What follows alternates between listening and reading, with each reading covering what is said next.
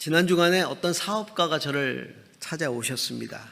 그리고 대화를 나누면서 참 의미 있는 이야기를 좀 해주셨어요. 본인이 예수를 믿게 된 과정을 이야기하시면서 예수를 믿고도 나중에 이제 예수를 믿으셨는데 예수를 믿고도 자기 입술로 예수님을 주님이라고 말할 수 없었다는 겁니다. 이유는 이 주님이라는 게 단지 입술의 고백을 의미하는 게 아니라 본인에게는 정말 내 인생의 주가 되셔야 되는 분이 주님인데 아직도 사업가로서 내 자신을 바라볼 때 내 재물의 주인으로서 내가 인정하지 못하고 있더라는 거죠. 재물을 버는 일이나 재물을 사용하는 일에 있어서 정말 주님을 위해서 내가 그것을 쓰지 못하고 있다는 생각을 본인이 했기 때문에 그래서 주님이라고 고백할 수가 없었다는 겁니다. 그러다가 신앙생활을 좀 지속하게 되면서 그분이 믿음이 생겨나고 그리고 하나님 나라를 깨닫게 됐어요. 그리고 하나님 나라를 사모하게 되고 내가 하나님 나라를 위해서 이 재물을 어떻게 써야 하는지를 깨닫게 되었다는 거죠. 그때부터 이분이 이 재물을 정말 하나님 나라를 위해서 선한 일에 쓰기 시작했다는 거예요. 그러면서 자기가 비로소 예수님을 나의 주님이라고 고백할 수 있게 되었다. 이 간증을 해주시는데 가슴이 찡해지더라고요. 정말 예수님을 나의 인생의 주인으로 모시고 살려고 애쓰는 그런 성도의 모습을 볼 수 있었습니다. 그러면서 하나님 사업도 일치월장 또 잘 되게 해주셨다는 간증을 곁들여 하셨습니다. 성도가 누리는 평안은 의를 행함으로써 얻는 평안인데 이것은 세상은 알 수 없습니다. 세상이 줄 수도 없는 평안입니다. 성경에 이런 평안이 몇 군데 나오는데요. 요셉이 보디발의 아내의 유혹을 뿌리치죠. 그리고 억울하게 감옥에 갑니다. 그렇지만 그곳에서 누렸던 수감자로서의 평안, 의를 행하면서 얻은 평안이죠. 억울하게 살해당할 위협을 느끼고 10년 그 긴 세월을 도망다니다가 그렇게 자기를 죽이려고 무던히 애를 썼던 그 사울을 자기가 죽일 수 있는 기회를 몇 번이나 잡았던 다윗. 그렇지만 그는 하나님의 기름 부으신 자를 내가 손대서는 안 된다는 그런 말씀의 가치를 따라서 그는 광야를 방황할 수 없었지만 그 광야에서 도망자로서 누렸던 평안, 이것이 의의 평안이죠. 십자가에서 억울하게 죽어가시면서도 오히려 자기를 죽이려는 죄인들을 용서해 달라고 중보기도 하셨던 십자가 사형수의 평안, 이게 바로 세상이 줄 수 없는 평안인 것입니다. 예수님은 의를 위해서 박해를 받는 자는 복이 있나니 하늘나라가 그들의 것이다 라고 말씀하셨죠. 슬기로운 신앙생활이라는 건 바로 의를 행하다가 박해를 받을지라도 그것을 통해 얻는 평안을 누리며 살아가는 삶, 이게 슬기로운 신앙생활입니다. 우리는 어떻게 이렇게 세상과 차원이 다른 하늘나라의 평안을 맛보면서 살아가는 슬기로운 삶, 슬기로운 신앙생활을 할 수 있을까요? 오늘 성경은 우리에게 몇 가지를 귀하게 가르쳐주고 있습니다. 그 첫 번째입니다. 자, 시편 4편 1절에서 4절을 좀 보겠습니다. 다시 한번 시편 4편 1절에서 4절을 같이 읽습니다. 내 의의 하나님이여 내가 부를 때 응답하소서. 곤란 중에 나를 너그럽게 하셨사오니 내게 은혜를 베푸사 나의 기도를 들으소서. 인생들아 어느 때까지 나의 영광을 바꾸어 욕되게 하며 헛된 일을 좋아하고 거짓을 구하려 하는가. 여호와께서 자기를 위하여 경건한 자를 택하신 줄 너희가 알지어다. 내가 그를 부를 때 여호와께서 들으시리로다. 너희는 떨며 범죄하지 말지어다. 자리에 누워 심중에 말하고 잠잠할지어다. 의를 행하는 삶을 살려면 평안을 깨뜨리려고 하는 이 불의함, 그 불의함에 대한 안타까움이 우리 안에 있어야 돼요.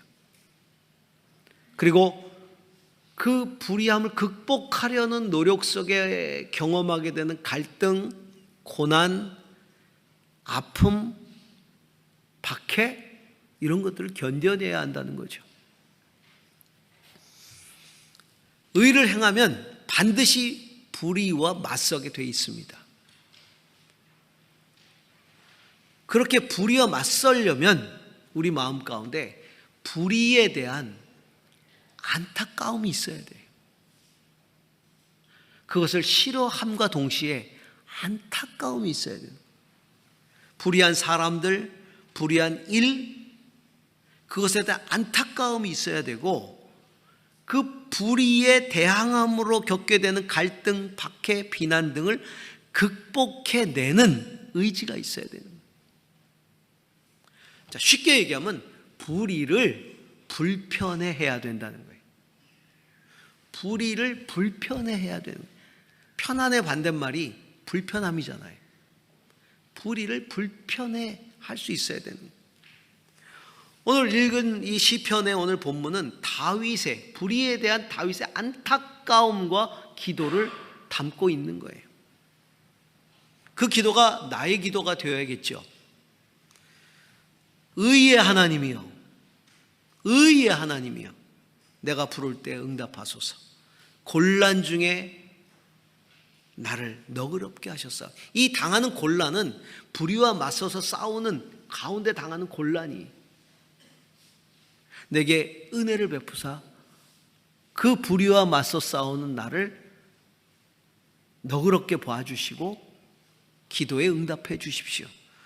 그러면서 불의한 사람들을 향해서 외치고 있는 거예요. 인생들아, 어느 때까지 내 영광을 받고 욕되게 하겠으며 헛된 일을 좋아하고 거짓을 구하려는가.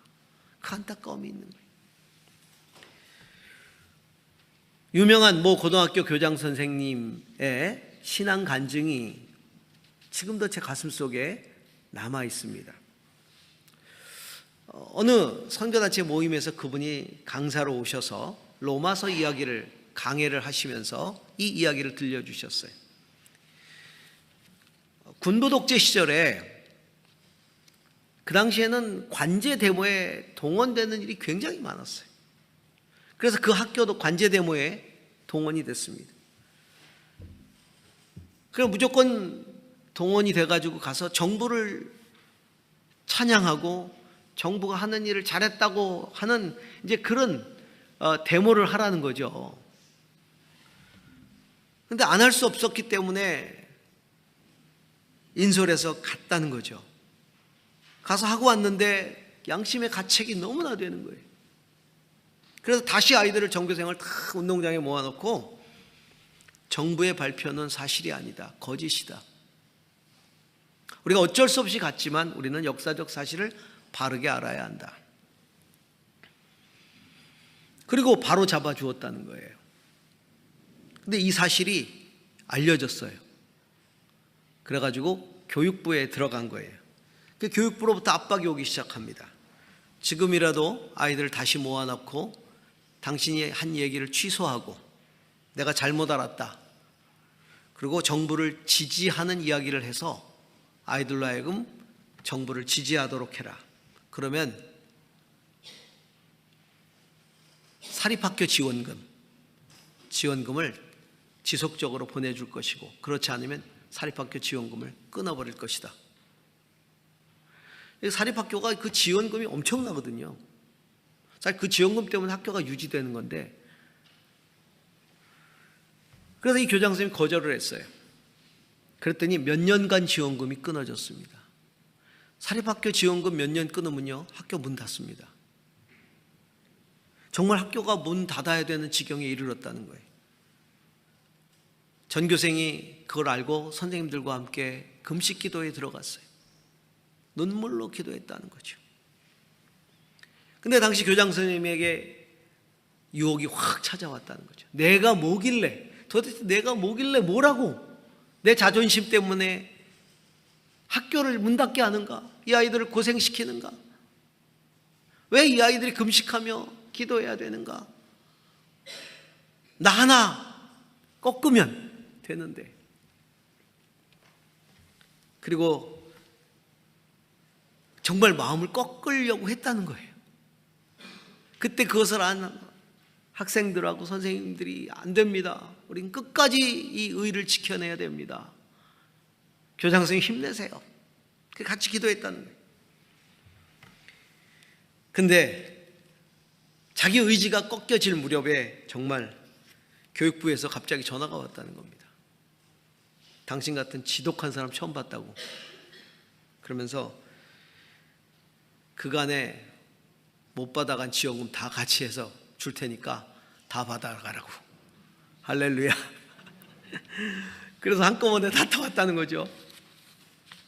그 이야기를 전교생들에게 알렸을 때 전교생들이 같이 울면서, 선생님들과 함께 울면서 감사의 예배를 드렸다는 거예요. 그러면서 의를 위하여 핍박받는 자는 복이 있나니 하늘나라가 저희 것이미요라고 하는 이 말씀의 교훈이 이것보다 더 생생한 교훈이 어디 있겠는가 라고 그분이 말씀하셨어요. 그 간증을 듣는데 저도 눈물을 흘렸습니다. 여러분, 불의의 대가로 누리는 안정, 이거는 평안이 아닙니다. 오히려 불편해야 돼요. 의의 대가로 얻게 되는 하나님의 나라가 진짜 평안입니다.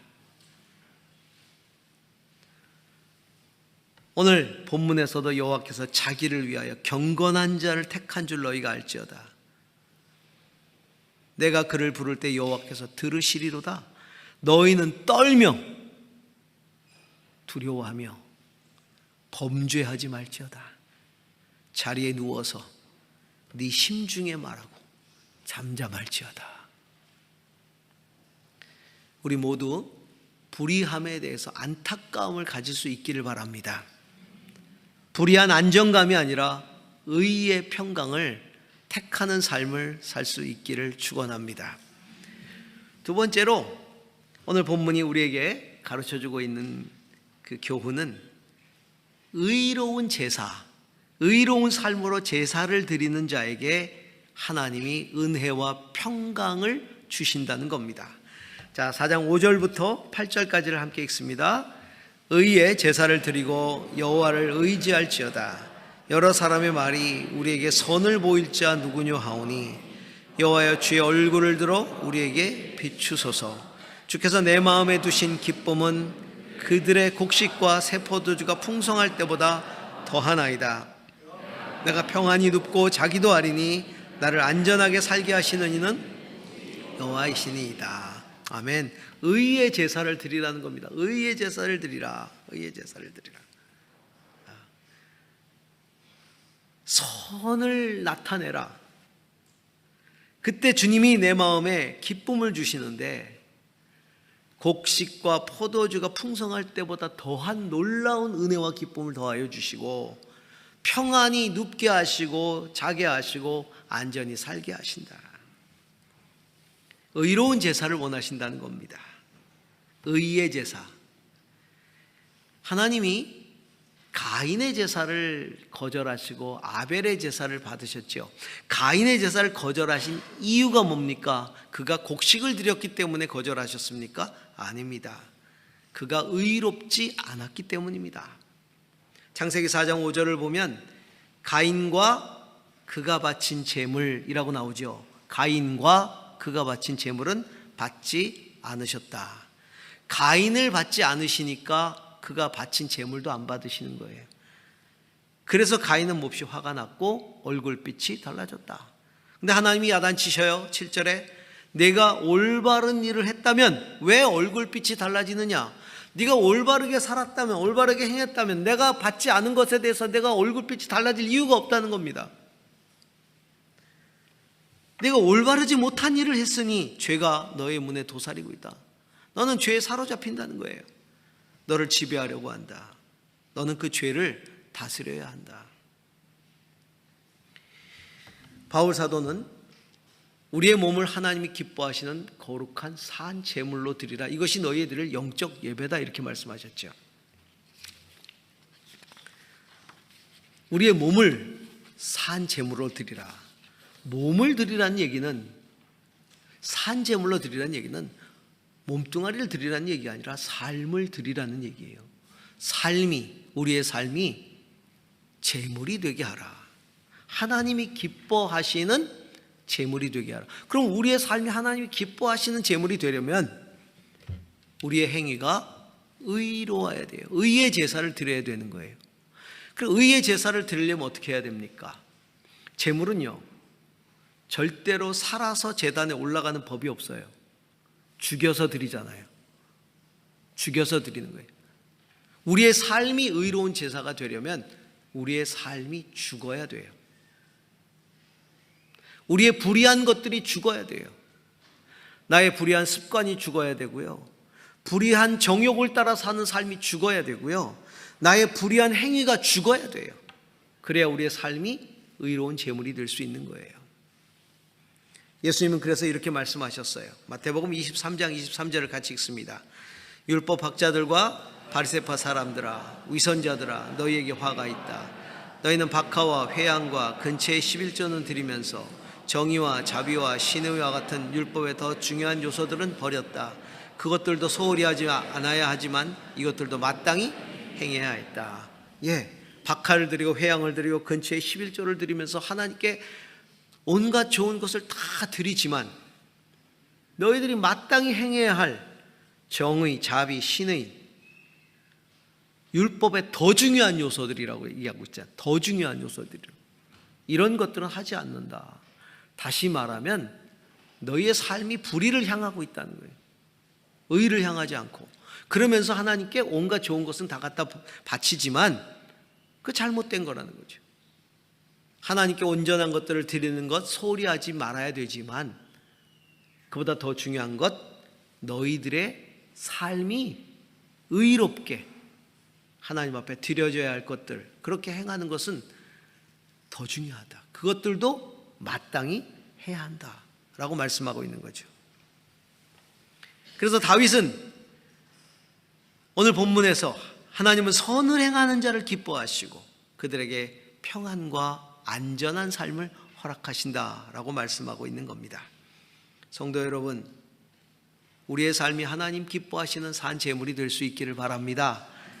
그래서 하나님이 주시는 그 참된 평안, 세상의 곡식과 새 포도주가 풍성할 때보다 더한 그 기쁨, 더한 평안, 그것이 우리의 삶에 가득하기를 축복합니다. 세 번째, 마지막으로 로마서 16장 19절에서 20절 같이 읽습니다. 모든 사람에게 들리는지라. 그러므로 내가 너희로 말미암아 기뻐하노니 너희가 선한데 지혜롭고 악한데 미련하기를 원하노라. 평강에 하나님께서 속히 사탄을 너희 발 아래에서 상하게 하시리라. 우리 주 예수의 은혜가 너희에게 있을지어다. 여러분, 의를 행한다는 것은요, 지혜로운 선행으로 악과 싸우는 거예요. 그리고 그 싸움에서 승리하고 하나님의 평강을 누리는 영적 전투라는 겁니다. 예수님이 십자가에서 죽으심으로 말미암아 우리를 의롭게 하셨잖아요. 그러니까 우리가 의로워진 것은 내 능력 때문이 아니에요. 예수님이 십자가에서 죽으시고 사탄의 권세를 이기셨기 때문에 그리스도의 승리를 통해 우리가 승리하게 된 것이고 우리가 구원을 얻게 된 것이죠. 그래서 주님은 보혈로 말미암아 의롭게 된 우리 성도들도 날마다 승리하기를 원하세요. 주님도 우리가 성도로 살아가면서 예수님이 그리하셨듯이 종국적으로 사탄을 그 발 아래 복종케 하시는 하나님의 계획을 가지고 계신다고요. 우리의 삶 속에서 늘 그렇게 살아야 돼요. 그러려면 로마서의 사도 바울이 이야기한 것처럼 선한데 지혜롭고 악한데 미련해야 됩니다. 그래야 승리할 수 있어요. 여러분, 지혜롭다는 말이 뭡니까? 거기에 눈 뜬다는 거예요. 그리고 거기를 위해서 헌신한다는 거죠. 여러분, 돈에 지혜로운 사람은요, 돈에 눈이 뜹니다. 돈에 눈을 떠요. 어떻게 해야 돈 버는 줄 알아요. 우리가 저 사람은 돈 버는데 귀신 같아 그러잖아요. 돈에 눈이 뜬 거예요. 돈에 지혜롭다, 돈 버는데 눈 뜨고 돈을 위해서 헌신한다. 인기에 지혜롭다, 그것은 인기를 얻는 눈이 떠지는 거예요. 그리고 인기를 위해서 헌신하는 삶을 말해요. 권세에 지혜롭다, 그건 권세를 차지하는 일에 눈을 뜨고 그리고 그 일을 위해서 헌신하는 걸 말합니다. 그렇다면 선한 데 지혜롭다는 건 선을 분별하는 데 눈 뜨는 거예요. 무엇이 선인지를 분별해서 기가 막히게 하는 거죠. 그리고 그 선한 일에 헌신하는 것, 이게 지혜로운 거예요. 선한 일에 지혜로운 거예요. 반대로 악한 일에 지혜롭다, 악한 일에 눈을 뜨는 거죠. 눈만 뜨면 악한 일을 하는 거죠. 우리는 그런 사람을 뭐라 그래요? 악한 일에 도가 텄다 그러잖아요. 도가 텄다. 나쁜 일에 도가 텄어. 아유, 저놈은 나쁜 짓 하는데 도가 텄어 그러잖아요. 도가 텄다는 말이 뭐예요? 도를 깨달았다는 얘기예요. 악한 일에 도를 깨달은 거예요. 그러니까 눈 뜨면 뭐가 악한지, 악한 일만 쫓아다니면서 하는 거죠. 그렇죠? 여러분, 성도는 선한 일에 도가 터야 돼요. 그게 선한 일의 지혜로운 거예요. 선한 일이 뭔지 분별하고 선한 일이 있다면 달려가는 거예요. 그것을 행하는 것이죠. 미련하다는 건 뭡니까? 잘 모른다는 얘기예요. 어리석다는 얘기예요. 악한 일에 미련하라? 그 악한 일은 잘 몰라요. 잘 안 해요. 그런 것들은 마음에 담아두지도 않아요. 악한 일에 대해서는 그런 거죠. 선한 일에는 지혜롭고 악한 일에는 미련해야 된다. 그래야 우리 삶 속에 날마다 믿음으로 승리하게 되고 결국은 예수 그리스도로 말미암아 사단의 권세를 이기는 종국적 승리를 거두게 되어 있는 것입니다. 불의를 다스리고 이겨냄으로 얻는 평강이 우리 안에 있게 되기를 축복합니다. 안타까움 가지세요. 그리고 흔들리지 마세요. 패배하지 마세요. 날마다 의의 제사를 드리십시오. 악한 데는 지혜로우세요. 선한 일에 역시 성도님들이십니다. 여기서 아멘 나왔으면 큰일 날 뻔했어요.